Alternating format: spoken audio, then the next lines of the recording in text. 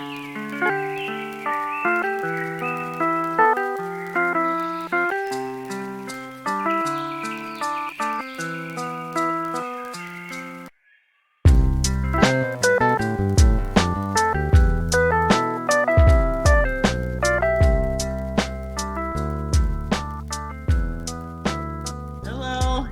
everybody.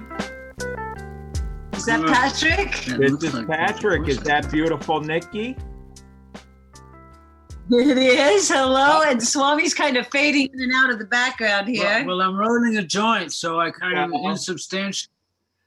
Like they say, it's better to fade out than it is to burn away.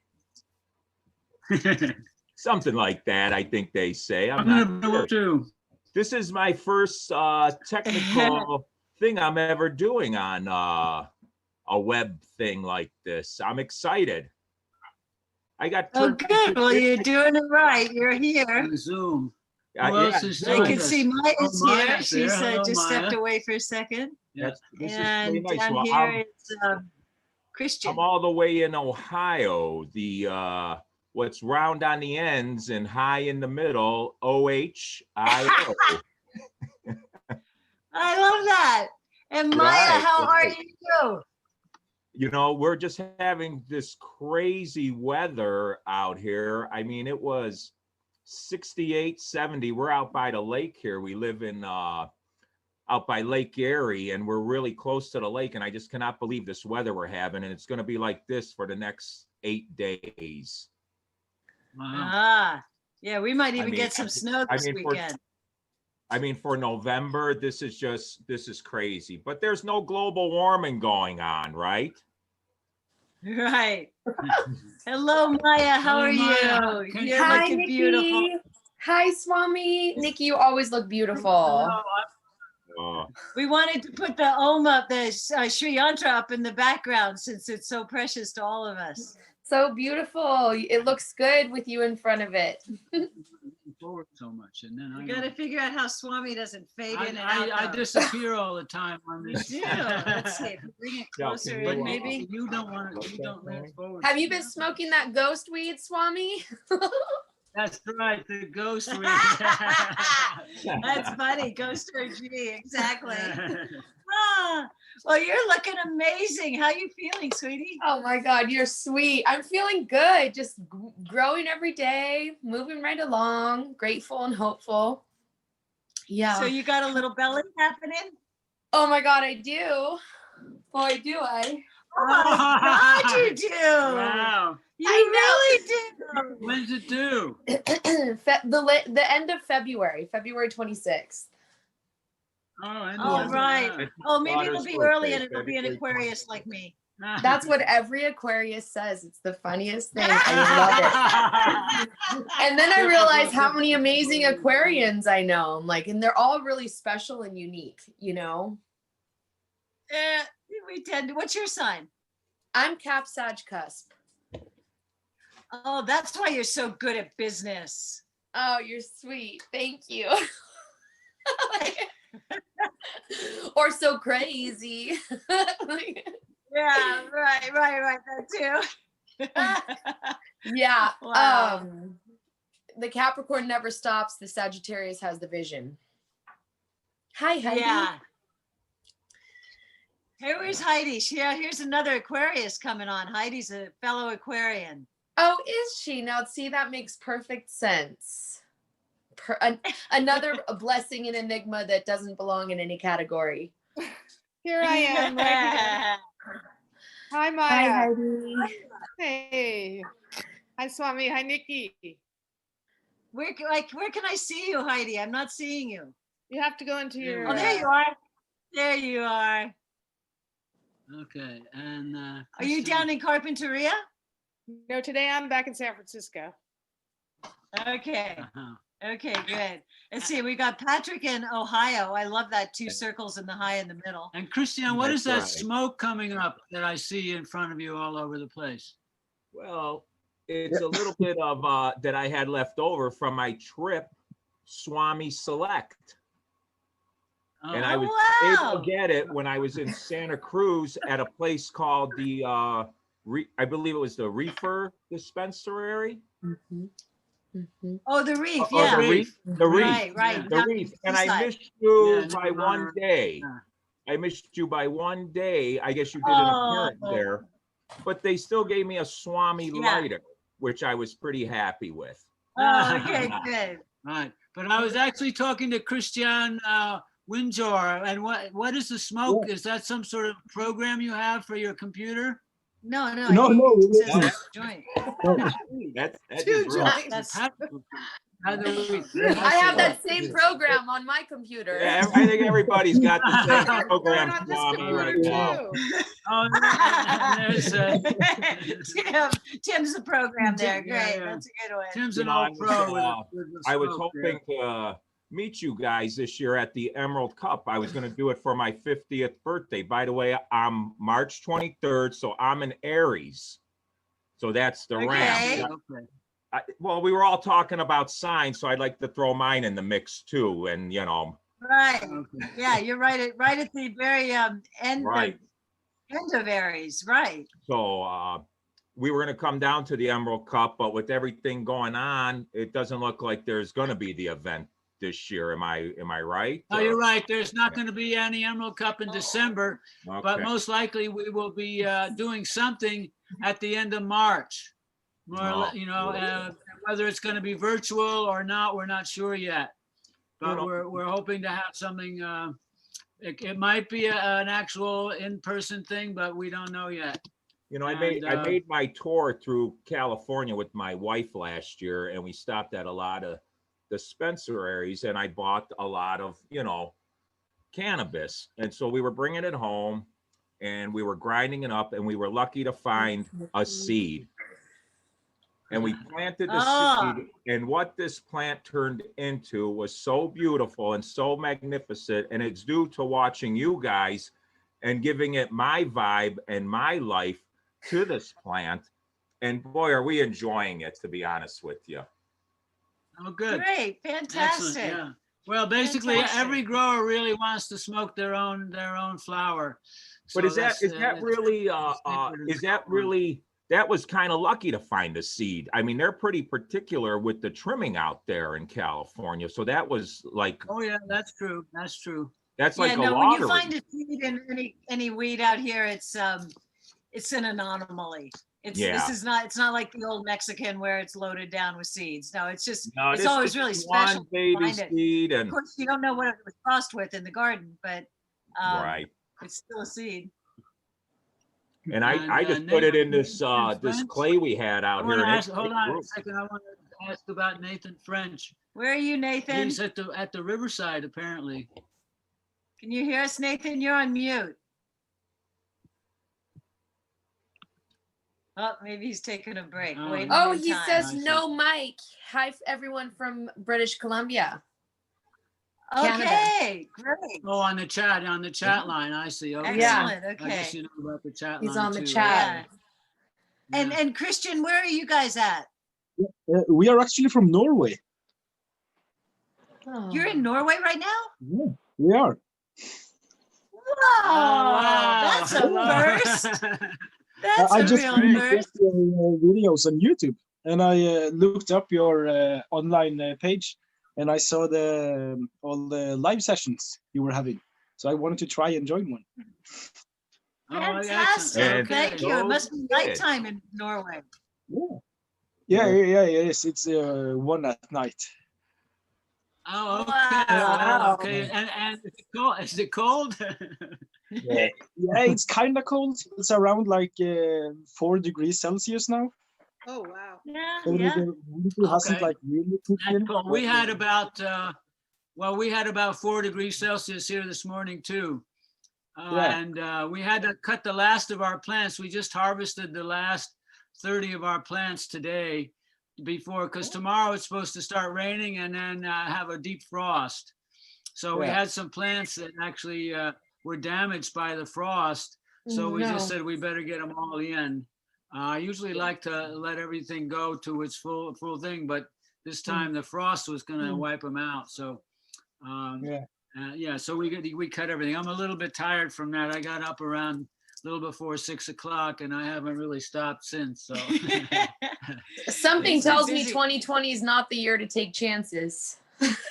Yeah, good point, Maya. yeah. Very good point. So Yeah. my makes a whole lot of different things, edibles and topicals and so on and so forth. But I do have a question for you. Are we ready to start yet? Well, no, at 4:20 is when everybody will be really coming on. So, yeah. you know, this is kind of our warm up time to just get acquainted with whoever shows up early. Right. And Maya, wait, I do have a question for you, Maya. Did you grow anything this year in your garden? Oh, only a couple little baby plants for myself. I had a runts, I had some other cookie cross, and then a sour diesel. And Nice.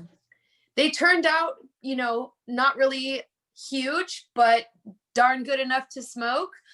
And not nearly as good as my favorite growers, though. You know, hats off to the people that really understand how to do it, because anybody can bake a pie, but not everyone can win an award, you know? So.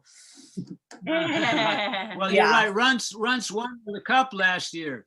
Yeah. Oh Actually, my it God, was I love runs. Honestly, just even on like a medicinal review scale, anything in the Skittles, runts, you know, Sherbies, purplies that are like cushy and fruity like that really do well for me. Yeah. We Yeah, I couldn't could do find those none of morning, those. noon, and night. Couldn't find none of the runts in the dispensaries. Everything was sold out when we were there. Yeah. Huh.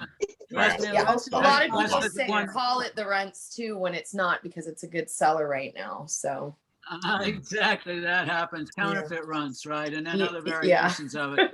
Yeah, Yeah. it was. We hadn't had it before last year, as I No, recall. that was the It was start. kind of a new cultivar, at least for the Emerald. did you Cup and like so on, but you like it to smoke and grow, or one or the other better? actually, we like the second place better. Yeah, we kind of voted for number 2 to be number 1, but both of them were really great. Both of them were really It's great. always so hard to make that decision between the top Yeah. 2. The Yeah. number 2 was a little bit more exotic in some ways. And I think it was like, whereas the runts was like, you know, slap it up kind of thing. So, but it was like only 1 vote difference, I think. It was Very like, close. it was very close in the end. And we actually had to go back. See, at the end of the cup, what Tim will come in and you'll say, okay, you guys have the list, everything's in order, top 20 and so on. And then he'll come in and just, we're ready to stop. And he says, no. Let's take the top 5 and let's smoke them all again. And let's just make sure, forget numbers, forget everything else. Let's just take the top 5 and smoke them again. So there we are, you know, 9 or 10 judges, and every judge usually has a partner or an assistant. And so, okay, so we roll up 5 joints, we take out a bud from each thing and we look at it and so on, we smoke the joint and then we vote again. And it always comes out exactly the same. So it's like, but it's just like a fail safe. But the fact is that this is usually about 10 o'clock at night on the Thursday before the cup in the old days. And what would happen is we'd already smoked about 20, 25 joints in the last 2 hours, right? So at a certain point, it's like, hey, wait a second. Can you really actually tell any difference? Right. And the fact is that the crew of judges are so professional and so dedicated and so totally into it that yes, actually we can. You reach this plateau, this level of complete saturation of THC, cannabinoids, and everything else, and yet there's that little extra thing that happens, and that's the winner. And we all look for that, and so on. But anyway, it's always a struggle with Tim. He never accepts our choice, and then we smoke it again, and it's always the same thing. You know, I feel the same way. Maya, It's like, you've judged in the past. yeah, I judge non-solvents, and you know, it's like from 2 different directions. This makes perfect sense with my experience as well. It's like you get to a certain level of hash, and all of it is pretty much of the same quality, and you get to a certain level of highness, and you really can't get any higher. Right. So for me, both of those intersect what's most important for me, which is flavor, fragrance, consistency.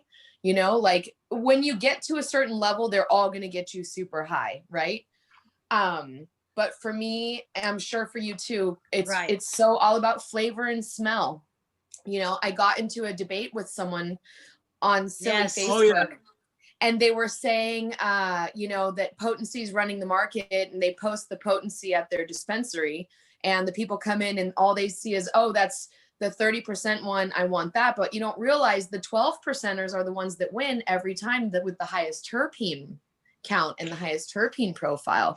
And if I mean, you might as well smoke a vapor pen if you're looking only at potency, because those are 99% potency, right? But they don't do anything for me therapeutically. If I had it my way and I had to choose and was on a budget, I would take the stankiest, dankiest, bombest stuff and do little personals in a chillum. And that would get you way higher than a stale hash infused keefy joint with no terps. I concur. You know? That's right. Well, you bring up a good point about the Emerald Cup, Yeah. is that since we started testing, the highest THC has never won. And You what see? wins the cup are unique and potent terpenes, you know, ones that you haven't quite had before, or one as super powerful terpenes and so on. And likewise, in terms of what your high really, the fine tune of your high is just as much about the terpene profile as it is about THC. And don't forget CBD, because CBD also is this kind of mitigating factor, ameliorating factor with, and holding the THC back or augmenting it or so on. And so, you know, as they say, it's really about the ensemble of everything that's in there. And that's why, you know, people who are judges, like in your case, you know, we've tested and tasted so much that, you know, without bragging, it's a very sophisticated taste and a very sort of, we've been in training for so long and tried out so many different kinds that you really do recognize quality. And in the cup, the top 20 always just pop up, and everybody kind of agrees on the top 30 or so. The hard part then is putting those top 20 in order. But Yeah, there's especially always when, agreement about the top 30. especially There's no question about when we love cannabis so much, it's like Go she ahead. offers herself in so many different ways, you know? And it's the profile that shapes the experience that really makes for the therapeutic value. You know, and for me, cannabis reminds me that variety is the spice of life, and that inclusivity and unconditional compassion and non-discriminatory kindness is the way to go, because she never gets in someone's lungs and says, I'm not going to take your pain today. I'm not going to give you an appetite today. I won't help you sleep today. I won't lift your sorrows today. She never says no, you know? That's another thing that I love about cannabis. Right. Yeah, No, she's so that's inclusive, great. you know? She's a goddess who continually offers her blessing. She does what so many other medicinal herbs do, but none of them do what she does. See, you can take tea tree oil. Well, she's great for your skin in the same way. You can take arnica. She takes away bruising and this same, you know, skin stuff in the same way. Like calendula takes away eczema and psoriasis, but none of those get you high, give you an appetite, put you to sleep, kill cancer, increase your orgasm. Like, it's amazing what she does. She does everything. And if I think about what it takes to actually become a connoisseur, not only do you have to have the type of taste buds that can actually pick up on nuances, you have to have a tolerance to even get to a point where you take a hit of weed or a dab and you're not thinking about how it's going to affect you, but solely able to focus on the flavor and the fragrance and all the sensory parts, because you already know that you're good with this herb and it's going to make you feel good. No more fear, right? Even just that takes a tolerance to build up to. Right. Right. And of Yeah. course, Well, building I up would- tolerance is one of those things that's one of the most enjoyable things to do, right? Because in order Every to build day. up tolerance, you have to keep getting stoned. Right. Absolutely. Right, So and that's- speaking to, of which, it is 4:20, so Oh.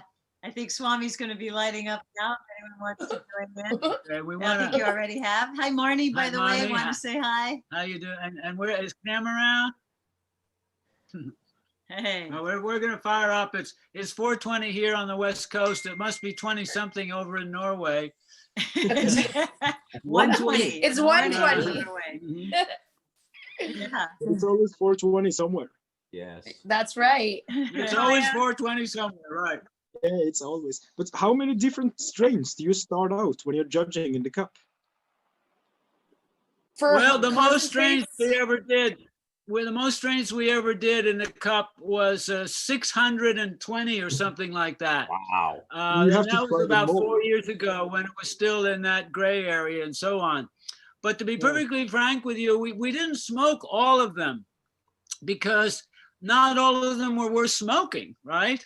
So in the cup, we judge on the look and the fragrance and the taste and the effects, right? So if it's just badly trimmed and doesn't look good and it has no nose, no fragrance, it's not gonna. We won't even smoke it, right? So we have to save our lungs for the good ones. That's But right. the good ones, then if we get a good one, we'll smoke it all the way down to the bottom, right? Yeah. Because you That's how just know love the it. difference But between there are a good lot and of bad joints one. that you smoke and you'll take 2 hits and you say, nah, I don't want to smoke any more of that one, right? So out of 600, we probably actually smoked maybe 300. And out of those 300, we actually really smoked maybe, 75 or 80 that were worth finishing there. So you get a sense. And after a while, you really trust your first intuition about it. You really trust it. Like, for example, you'll be smoking and I'll say to Nikki, is this one harsh? And she'll say, I don't know. And I said, well, we've just smoked 17 joints already, so maybe it's the accumulation of all those other joints. So then we say, oh, okay. And then we light up another one, the next one after that, and it's not harsh. And so we say, okay, that one really was harsh back before, right? Because a smooth smoke shouldn't give you that raw throat, right? That's one of the things about the cure that's really important. Right. Yeah, all of the chloroform. So I wanted to say welcome to our friend Maya Elizabeth here from Home Edibles. And it's such an honor to have you here, Maya. And you and the little one growing inside of you right now. It's happening. I got a bunch. Maya's going to be a mama. We're very excited. That's a lucky kid. Yeah, there's her tummy. Right. So maybe to sort of introduce you, Maya, maybe could you kind of give us a list of the products that you make in the different kinds of ways and the uses for them, just sort of so that people know what to look for? Of course. First and foremost, thank you for having me. It's an honor to be here with you guys. I love you both very much. You're 2 of my favorite people in the world and definitely in this industry. And so thank you. Once again, cannabis brings us together. I know, I love it. I'm like, I never get sick of it. We make about 30 different things, probably 30 different therapeutic offerings. We believe cannabis is a superfood, something super nutrient dense that we can use all parts of, from the roots to the fan leaves to the hemp seeds. So we also believe that when we combine cannabis with other healing herbs and nutrient dense ingredients and superfoods, that superior products could be made.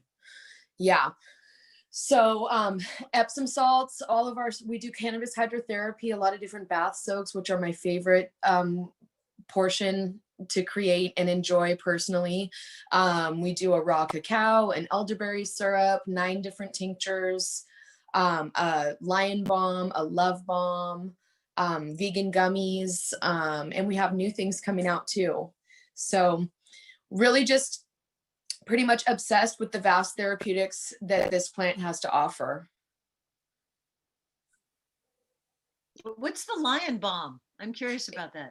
We've been making it for 10 years. It's a pain topical. It's beeswax, shea butter, cocoa butter, olive oil, apricot kernel oil, avocado seed oil, jojoba oil, full sun cannabis flowers, and a whole bunch of essential oils. So it's kind of like if I gave you a pack of blue gum and green gum, it would be the green gum, more wintergreen instead of peppermint with camphor. It's not like offensive on the nose. It's quite pleasant, but because of the emollient butters, it just soaks right into your skin. So it takes away all kinds of little skin stuff as well. Yeah. Nice. Yeah, thanks. So it's like tiger balm? Is that what you call it? Lion balm? It's like tiger balm, but with cannabis? Yes, I'm like, knock on wood. I wonder how long I'm going to be able to get away with this. So. Well, you're not lying. I'm not lying. It's the bomb. No, I'm just joking. It's the bomb. Good one. All righty. Good. So tell me, Maya, I'm curious. so you're going to come up with any special products for pregnant women now that you're experiencing this? Is anything new coming to mind? Well, isn't that interesting to think about? Like the amount of stigma that exists of cannabis during pregnancy is super interesting.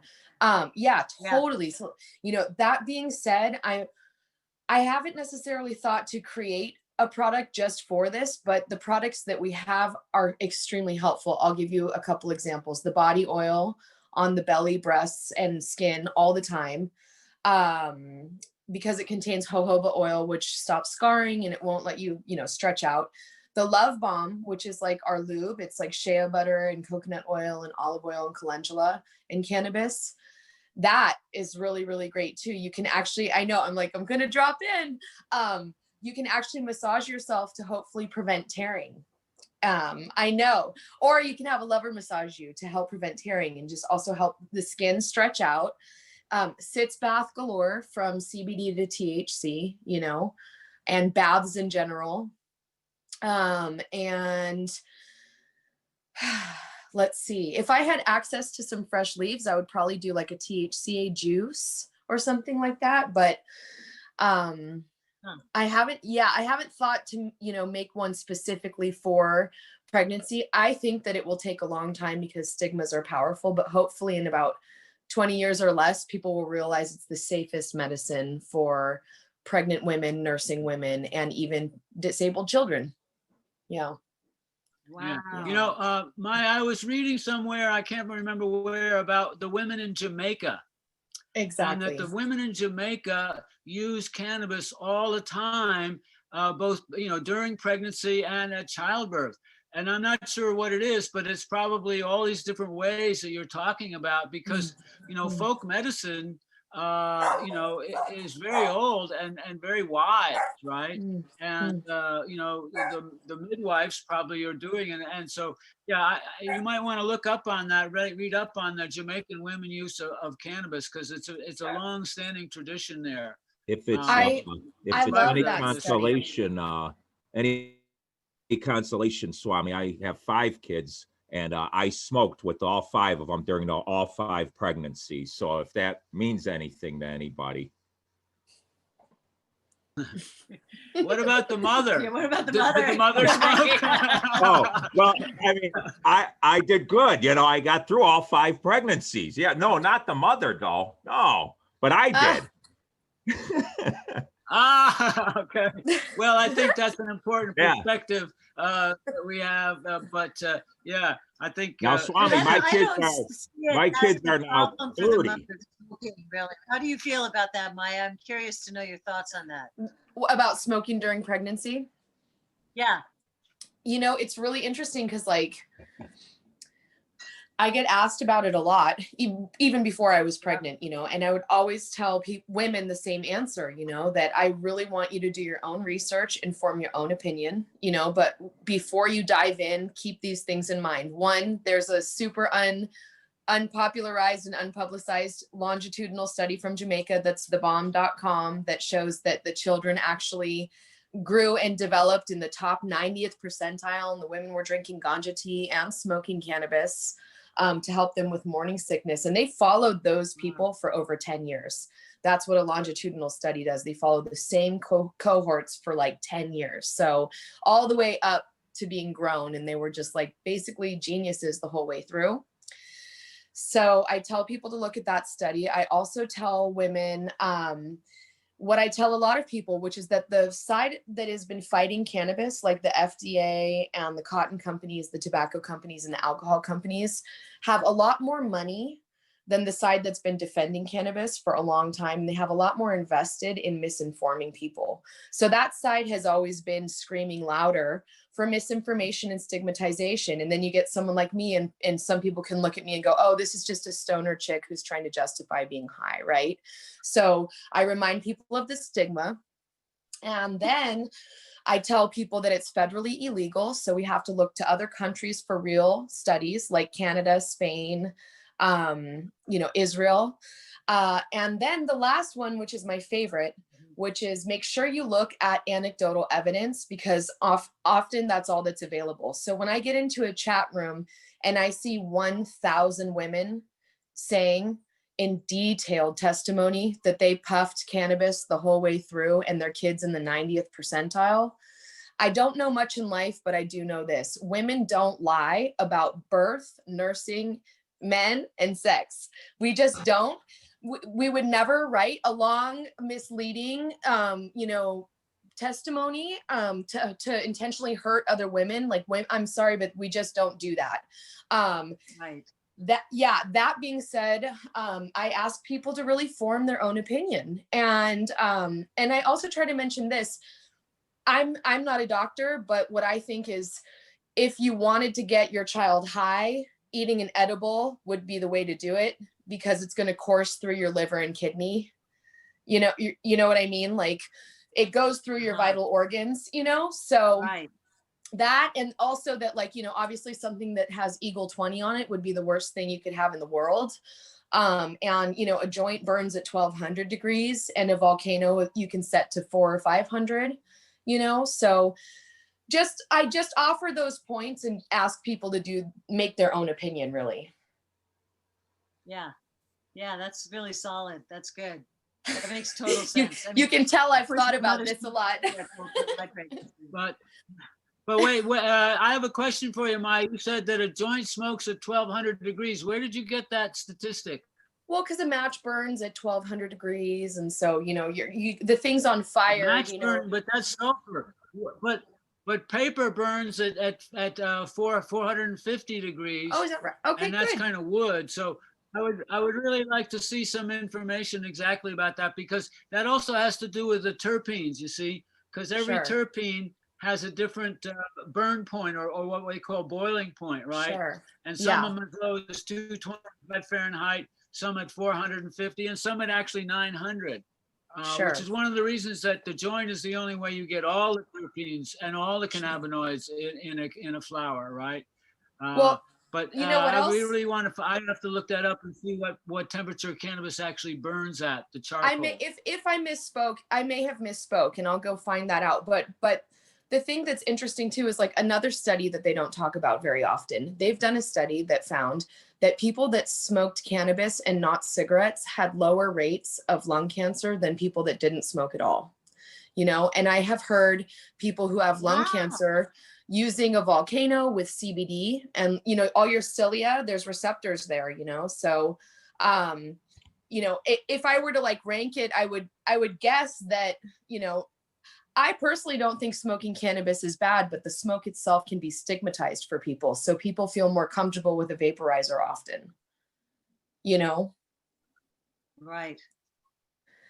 Yeah, well, yeah, Right. smoking anything has a stigma these days too, a lot. And I know there are people who actually quit smoking cigarettes and are just saying, I don't want to smoke cannabis now. It took me so long to quit cigarettes. Why should I smoke cannabis? But remember, as you keep saying, there's a lot of other ways to put cannabis into your body, not just through smoking, right? Actually, there are many different ways to smoke, in fact, as well. So, absolutely. So Absolutely. find your favorite way to do it and your favorite flower, and fire away. Yeah. Yeah, no, I'm hearing things too about, I have the kind of mild to moderate COPD. And so I quit smoking joints. I remember that. Over a year ago now because of that. And I just kind of wonder about, I hear different things. Some people say, oh, it's actually good for you. Maybe you're right. The CBD and the volcano is the way to go. I just wish that more research could be done, because, we could be on top of all this and understanding exactly what strains at what temperature are the best for what, therapeutics, and, have data. Right. Yeah. Well, I think we're going to get closer. Yeah, hopefully we'll get, well, listen, this is the best part of this election that's happened right now. The one thing that everyone can agree on in this country is obviously cannabis. And it is going forward. And I was reading an article today that said, we'll probably we'll probably get it federally legal soon because so many states have voted it on. Well, So, I wouldn't say probably is there, well, but I think but I I think believe it will. the point I think that Maya's getting to is that once it gets more legal and more states, it will get into the universities and it will get into the pharmaceutical companies as well. And they're going to do extensive research because so far the medical research that's been done on cannabis has always used the Mississippi cannabis, which is which is so weak. But what happened is that none of those things have really taken into consideration the terpene profile and all the cannabinoids. And so it's not very, there's not a lot of data there about any experiments that's been done so far. And it's always used low THC. So at a certain point, it's going to open up. And like you're saying, we're going to be able to dial in that this percent THC, this percent CBD, this percent CBN, G, I, K, whatever else is, along with this particular terpene and this particular flavonoid and this particular flavonoid.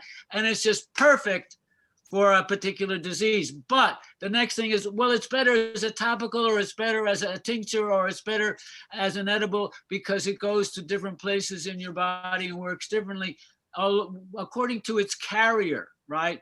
That's one thing about Ayurvedic medicine. They always say, what's the carrier that brings the medicine in? Is it milk? Is it oil? Is it butter? And so on. Is it alcohol? Is it glycerin? Is it vinegar? What carries the medicine in? And that it determines where it goes and how it functions along with all the other. Now, I want to ask you now about the mixtures, all the other herbs that you use instead of cannabis. That's, I think, very exciting to me because that makes a full symphony of plant medicine that's going to go to work. Can you talk about the other herbs too a little bit? Definitely. Cannabis likes to entourage with more than just herself. She loves to play with lavender and chamomile or ginger or echinacea or elderberries or raw honey or even Epsom salts, which aren't a food, but are definitely, if they were, they'd be a superfood. Nutrient dense ingredients, calendula, cannabis is antifungal, antiviral, antibacterial, antimicrobial.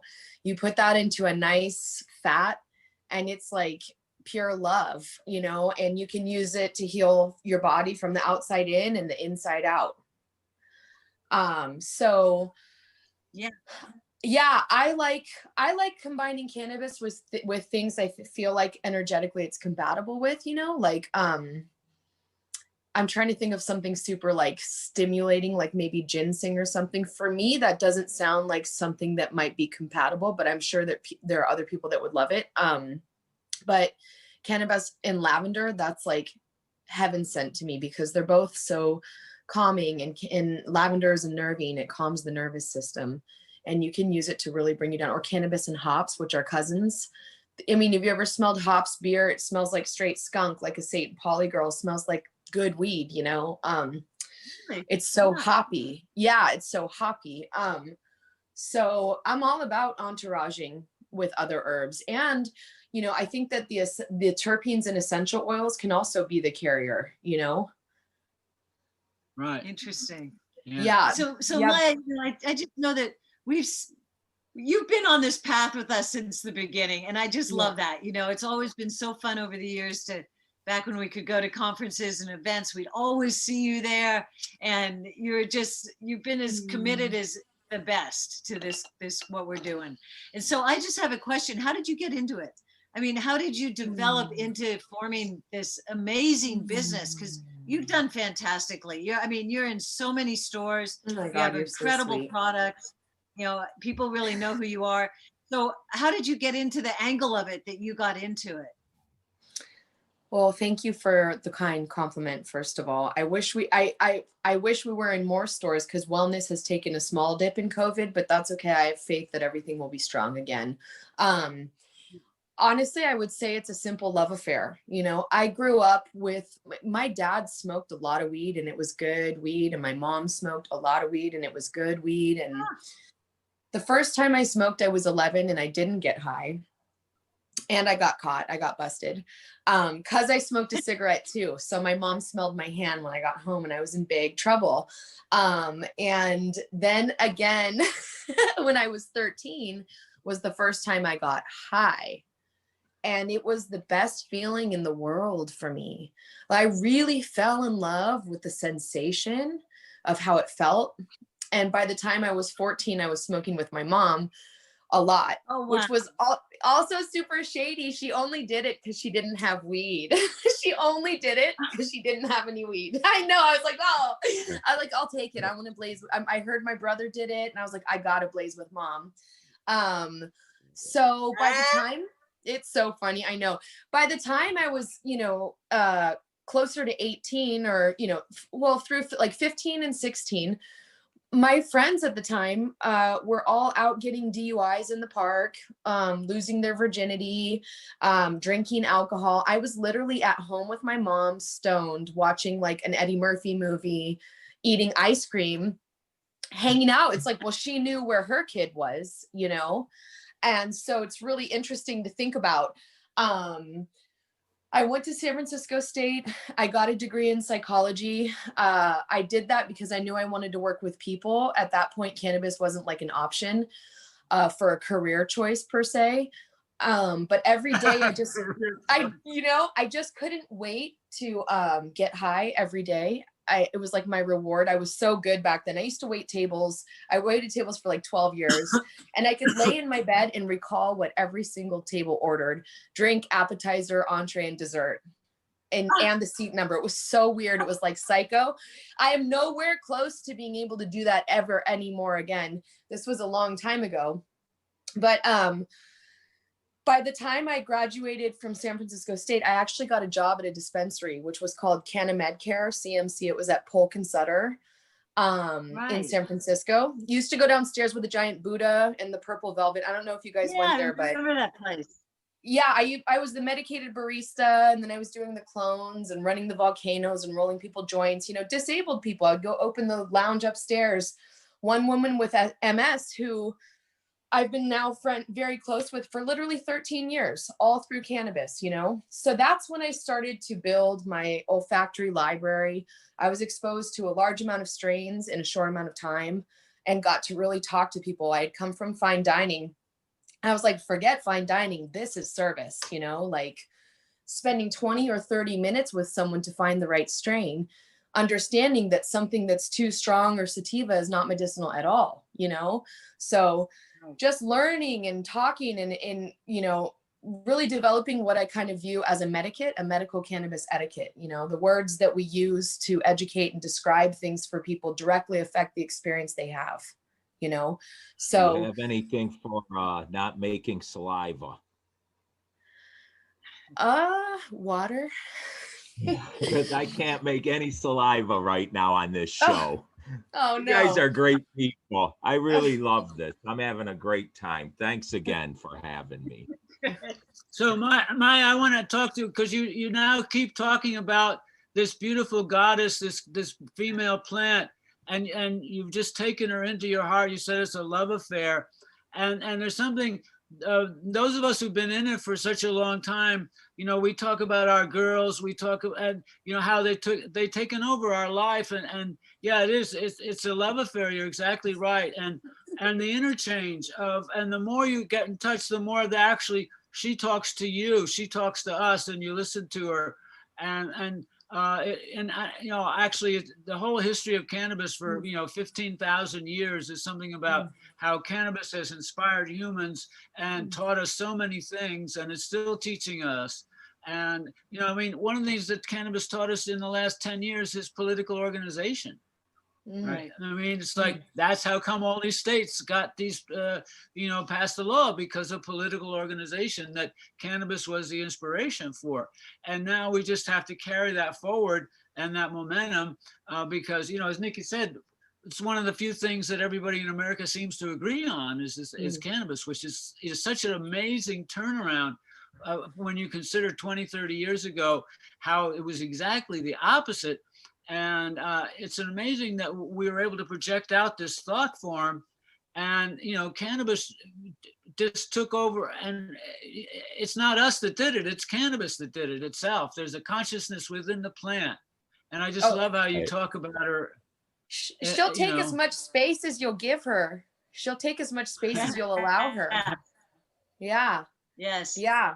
It's She's, so, I know. so Maya, how did you, you know, with, you have so many different products that you do.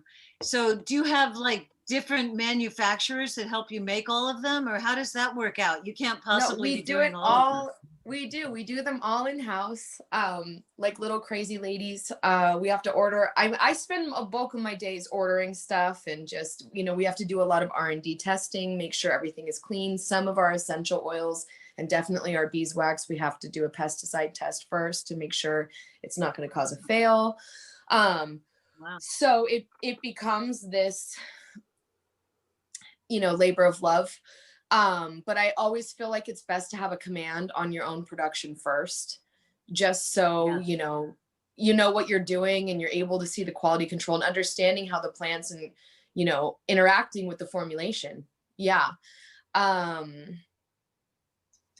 Yeah. So we do it all in house. We have a couple machines, nothing big. We don't even have 220 power. Like, Oh my God. I know. Well, Small that'll batch. give you a good glimpse at what kind of machinery we have. No.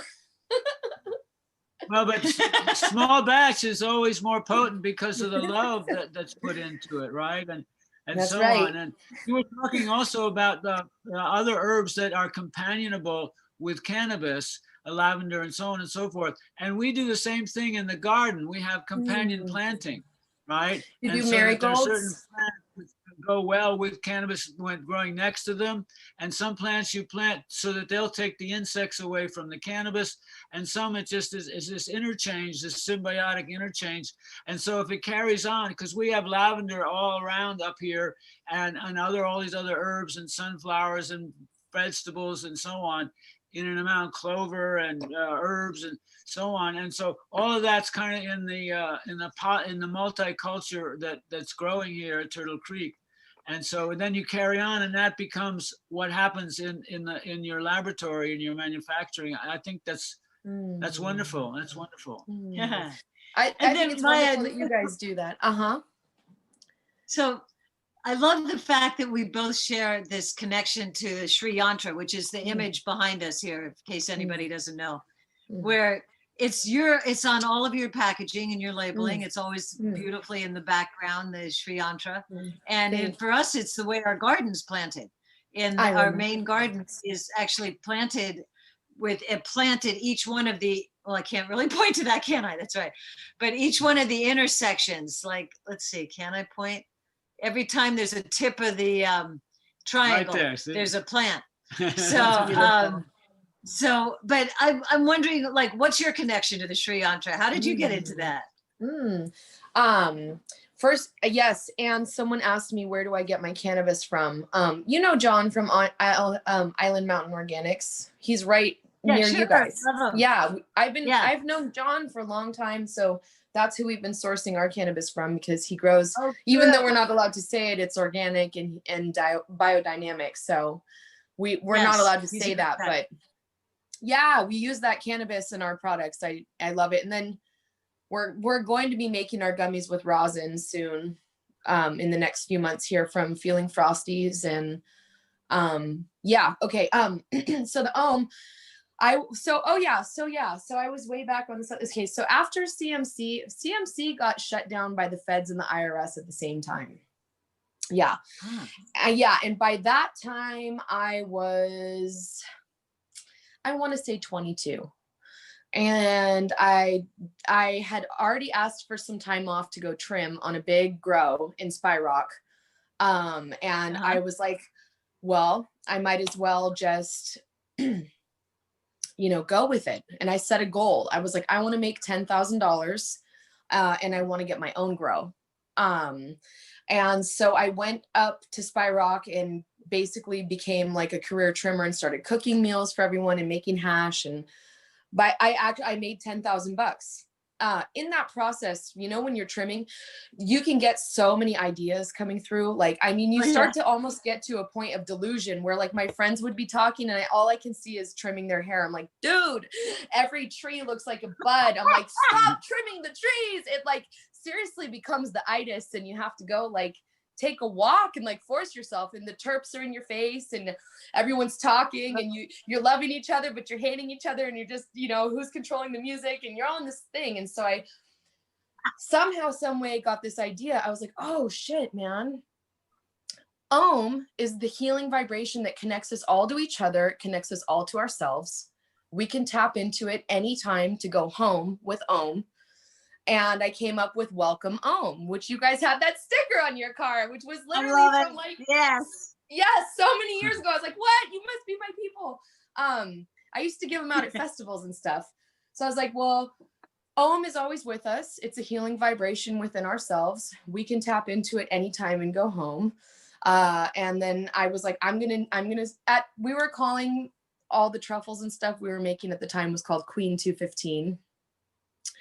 Under Prop 215, of course. We were making these peanut butter puffed rice truffles that we made like probably like literally 100,000 over the years. wow. Since before 2008. So I switched from Queen 215 to Om. And then at that time I was making lots of hash also and granulating it. So I just had these hustles. I would trim the weed, I would cook for the crew, I would wash and make the hash, and then I would go sell it to actually Harborside when Steve D'Angelo was still buying there. That's right. Yeah, and I came back and I had my money and I found a spot in the Bayview in San Francisco. And I didn't want to lie, so I went to this woman. She was the lady of the land, the landlady. And I said, I'd like to grow medical cannabis here and your property. Here's my collective paperwork. Here's, I think Martin Olive from the Vapor Room might have helped me with like a little pamphlet of like, we just scraped together what we had, and I tried as hard as I could to be legit and official and honest. And I said, I'd like to grow medical cannabis under Proposition 215 in your building. And she was like, no. I had to get turned away like 3 times, but it was like the perfect spot because it was a live workspace. It had this 600 square foot workspace in the middle. There were no windows. You could only get in through the loft, which was behind another door. And it was out in the Bayview, like way out at Land's End. Wow. So it felt safe and protected to me. And finally she said yes. And she made me give her a little extra deposit. And, made me make some verbal agreements with her, like, I don't want you doing any of this. And I was like, I don't even do anything but weed. I only do weed. Like, that's all I'm here to do, And then I built out a grow room in there, and I have these like switchable ballasts with 2 rooms. And so they were all air cooled. So I actually had clean, odor-free, dry, hot air recirculating through the place because I had already bought it. And I was like getting my stuff heated, and I had this little like cannabis den, and I would serve a private ounce club out of my house with my homegrown and the truffles and the topicals and lion balm and elderberry and stuff like that. And I did that for a long time. Those were some of the best days of my life so far. Yeah. Wow. Just a little footnote for everyone. She said she went up to Spy Rock, and Spy Rock is right in the heights of Mendocino County. It's actually literally the next ridge over. We can practically see it from where we are. So it's the same sort of area as the heart of Mendocino County. And you described the scene that Nikki also, was with Tim Blake. She would be cooking and trimming, and you didn't make hash too much, though. No, we didn't. No, catch yeah, that. but that's an old time Mendocino outlaw story there. But then back in the Bayview district of San Francisco, Whoa, yeah. that many years ago, that was pretty risky. But what's really. I had a studio on 3rd and Newcomb, which is out by the old Opera House, right out by the old Opera House out 3rd Street. Yeah, my studio was actually a retired police station, a brick building, and so, so I had a great studio there. And it was, but at that time there was a total Black community, and there was a Black motorcycle gang right across the street from the former police station. So, but it was a That's wild wild. time. It's very much changed. It's pretty gentrified now as the tech people came in and crept in, driving all the prices up, which is interesting to see where they are now, because all those large tech buildings are not having people come in, and they all just realized that people work better and for less money in overhead from home. So there's not really a reason to live in these overpriced Silicon Valley type areas anymore. So it's interesting to see what will happen to these areas in the future. As the richest people were the most mobile, they were able to leave right away, of the techies, And another crazy side note about the Bayview is that, did you know that's where they loaded the Hiroshima bomb? No, I did not. Yes. Yeah, it's so crazy. That just is so crazy. There's biohazard signs out there and stuff out on the water, and right out there in there's a whole like jetty long thing that's all fenced off. You can't get to it. That's where they loaded the nuclear bomb. Wow. I had no idea. Wow. Yeah. And it's still polluted out there too, for sure. I wonder how have we all mutated as a result of that radiation out there. I think maybe part of why we all get so stoned or something like that. So Maya, do you still ever use indoor grown cannabis in your products, or is it mostly sun grown? We do sun grown, Yeah. Yeah. Now Marnie's asking, the same lady's asking, what happened to Whoopi and Maya? Well, I'll tell you if you want to know, but the story that I'll tell you today will be the story I'll tell you in a few years, because the story is going to have to come out on its own.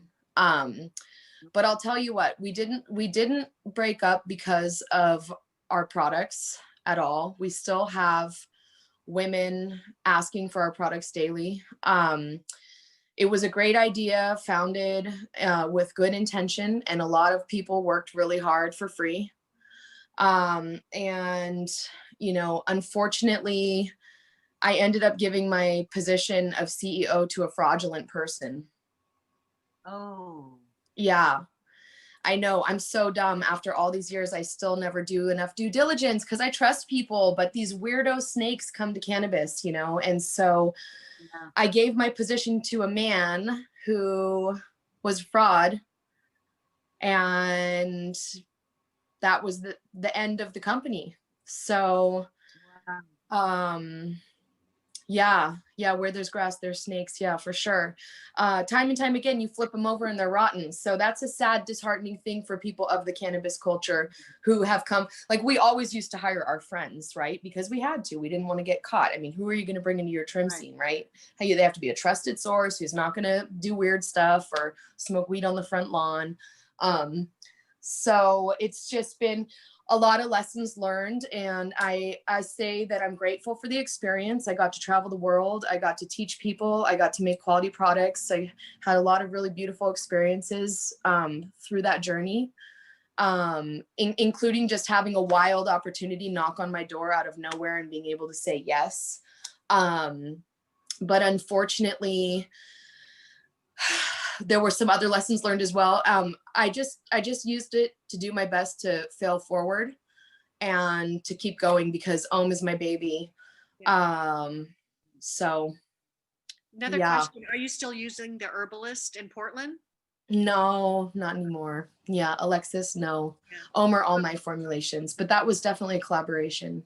Well, I have to thank you for introducing me, because now we grow our own out in the sun. We're near the beach, and we've gotten to be friends with Swami and Nikki, and have just expanded our knowledge of this beautiful plant. So thank you, Maya. I owe you a lot.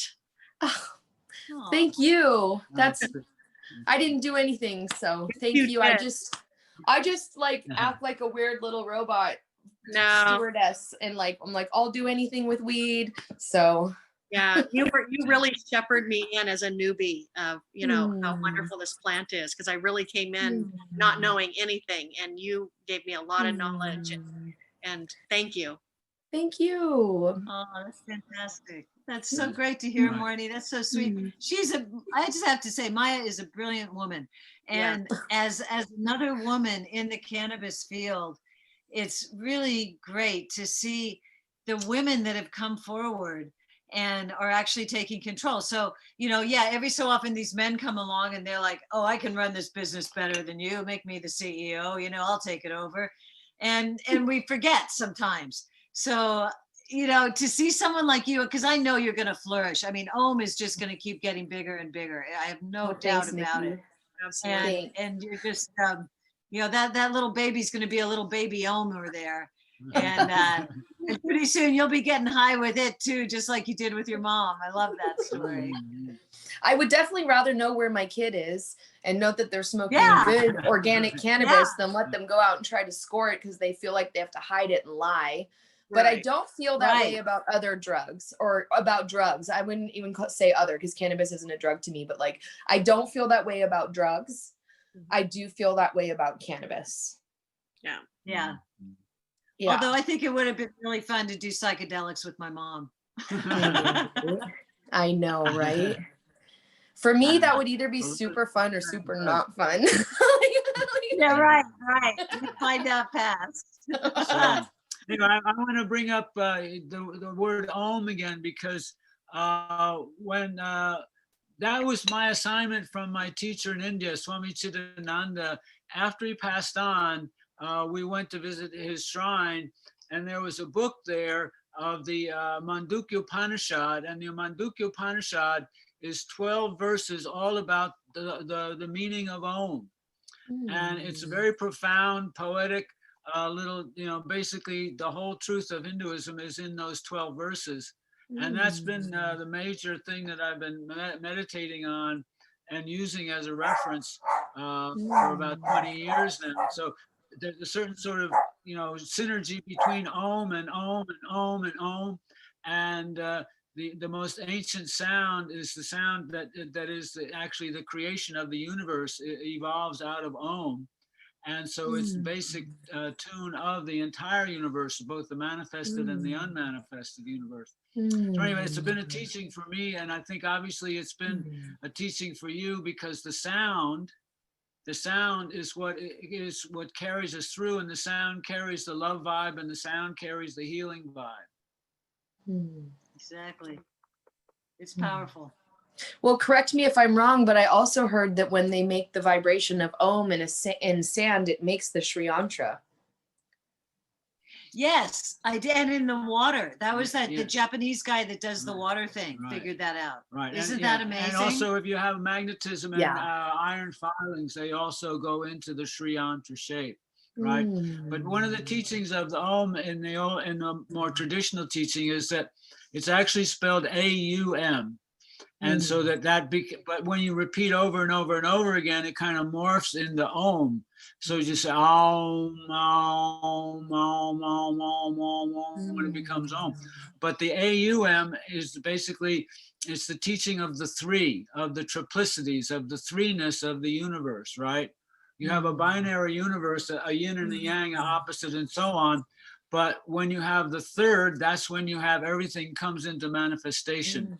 And so the third is implicit in Om, A-U-M, right? And it's all about the three states of being, of waking, sleeping, and dreaming. And there's the three, I, you, it, and past, present, and future. And the whole nature of reality is based on a threeness, out of the two-ness, out of the oneness. And that's what Om encapsulates all of that together.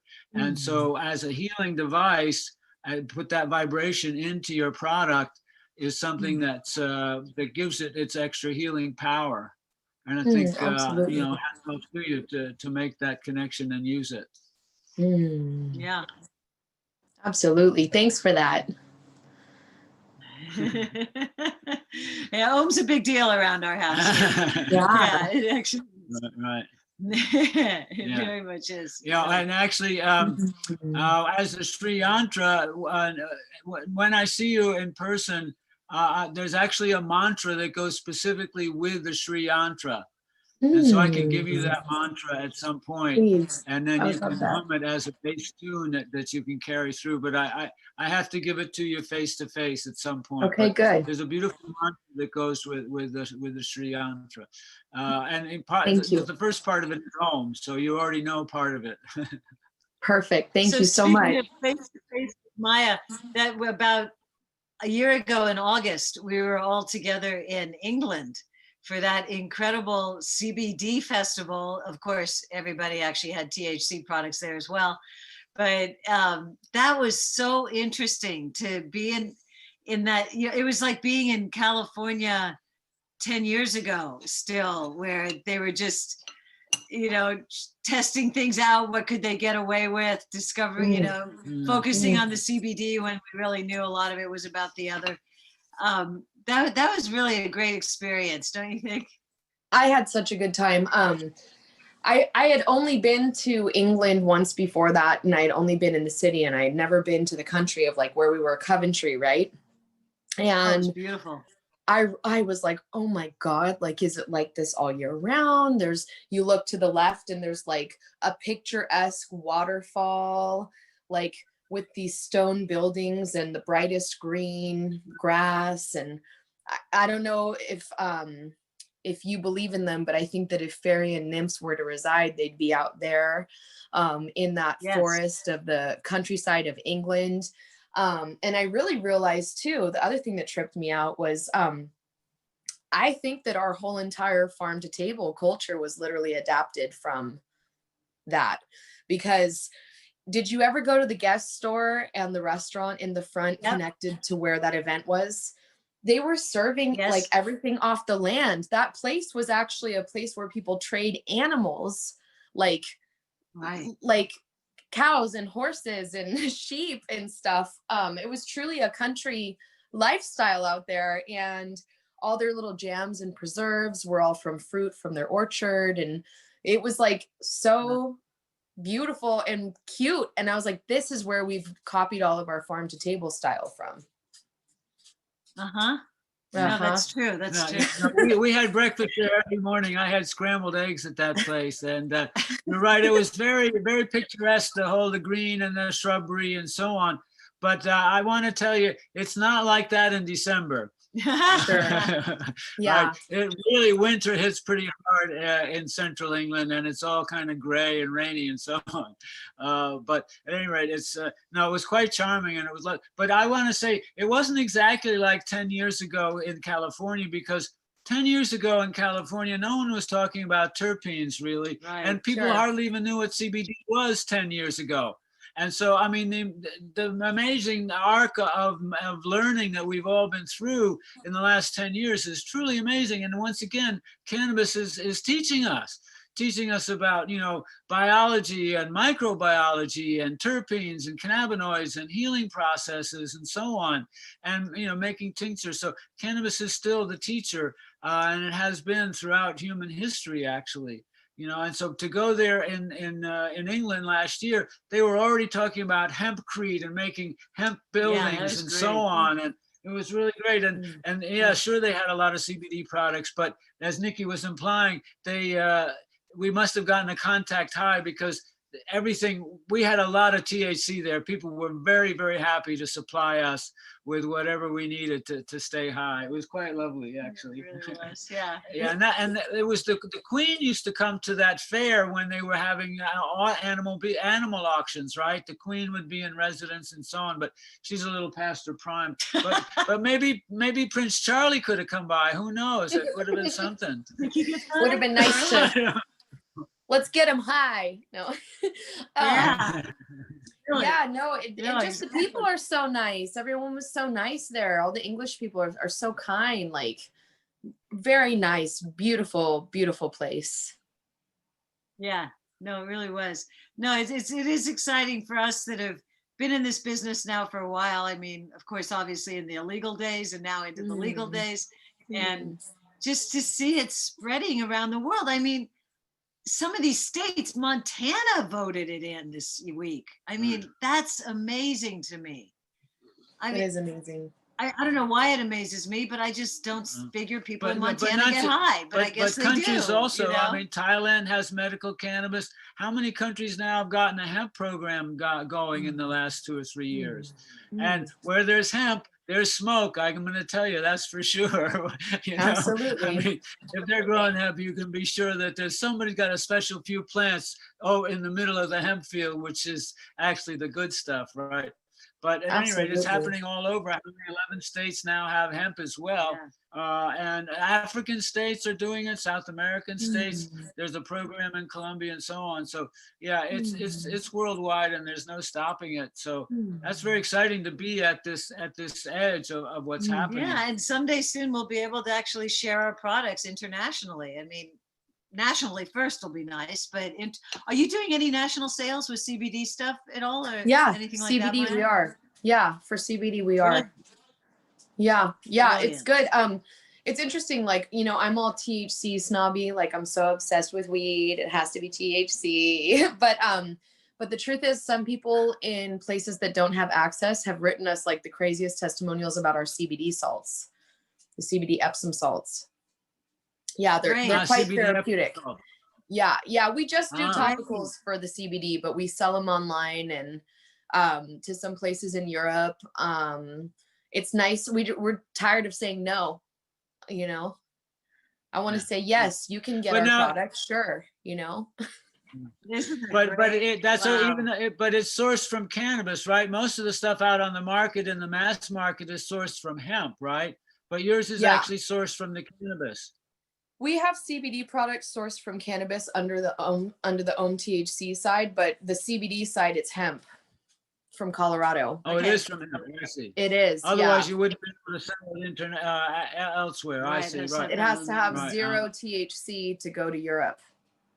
Yeah, they don't even allow like Amazing. 0.03 or 0.3 or whatever it is. Yeah, it's very Huh. interesting. I see. Yeah, They it's just interesting, raised like- to 0.3% for growers. I can't think of any other billion-dollar emerging market out there. And even though COVID has been a very challenging time, it was such a breakthrough for cannabis because we were deemed essential. Yeah. And we obviously don't qualify for any federal bailouts. So it would have been the end of this industry. And I think when people saw that and are also hurting economically, I mean, why not just legalize it, you know? So. Right, and there have been studies to show that certain cultivars can actually be helpful with issues coming up with COVID. So, you know, again, I know. just wish we could do a lot more research than we can in that one little school down in Mississippi where they're doing the research. But hey, Mm. Mississippi's one of the ones that went Mm. medically legal or something this week. That's So wild. That's wild. maybe they'll Yeah, start no, getting better products. In 2017, I guess for SARS, it was either I do this funny thing with numbers. It was either 2007 or 2017 when we were dealing with SARS. They say SARS like structurally is a precursor to COVID, like the way it Right. functions and behaves as a virus.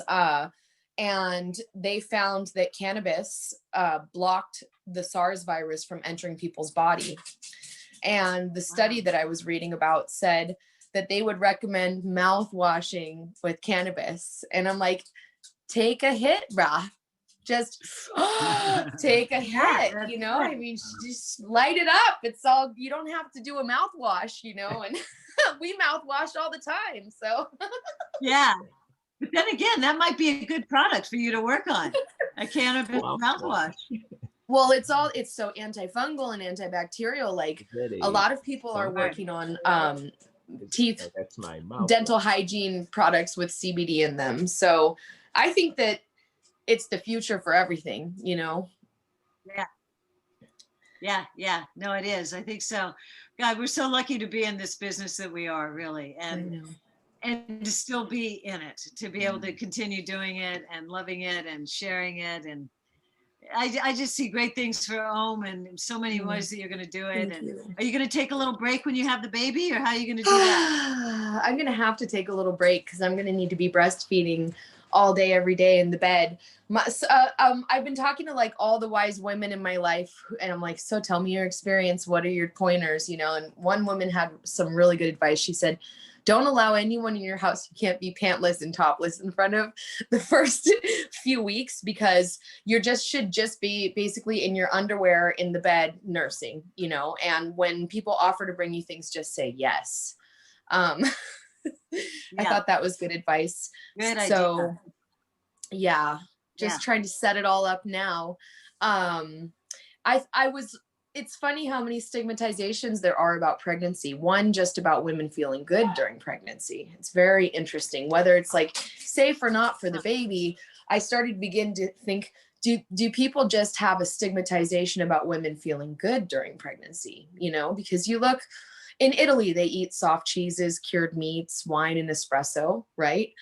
Raw in Japan, they eat sushi, and you know, in Jamaica, they smoke weed, and they'll even tell you not to take a bath some places when you can totally take baths. You're just not supposed to make them super, super hot. Like, I'm like, what's up with knocking out all the pleasure stuff for us, you know? So I was even nervous to tell one of my work partners, because I was like, what if he thinks that I'm going to be slowing up on my hustle and not being able to do all the things that I do? And they were actually so happy for me.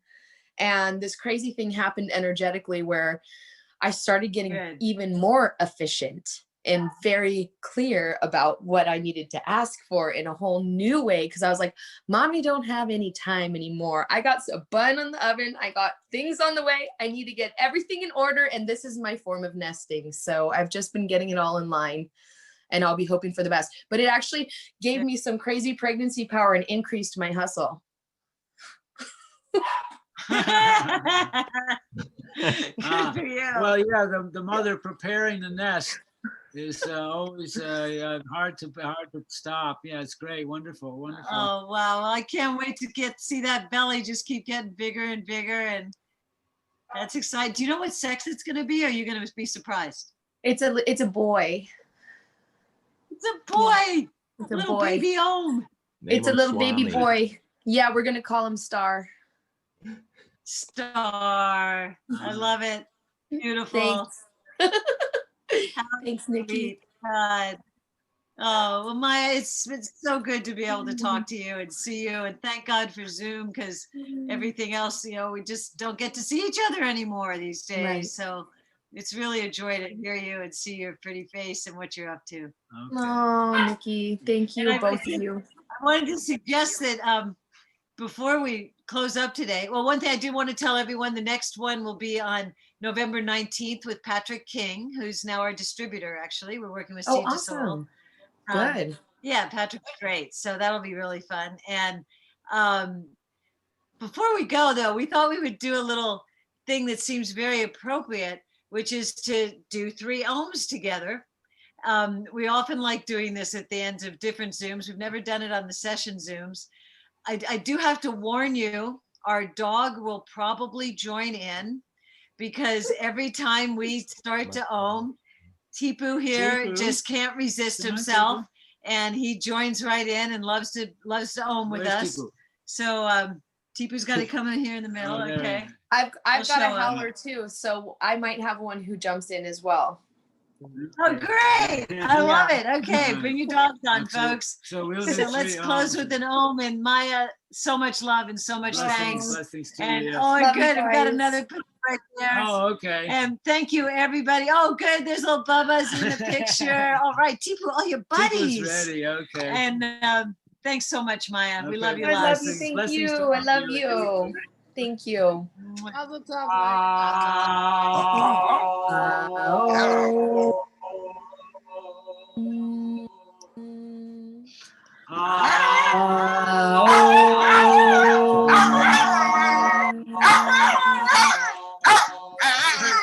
Put the thing down.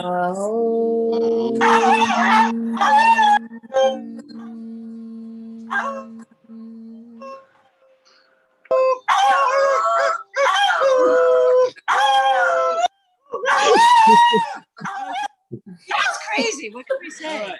Well, he disappeared. His voice was there. Love to everybody. Thank you so much for joining us. Thank you. I love you. Thank you, Nikki and Swami. I'll see you soon. I love you guys. Be safe and be well. Bye, Marnie. Bye, Maya. Good to see you. Bye.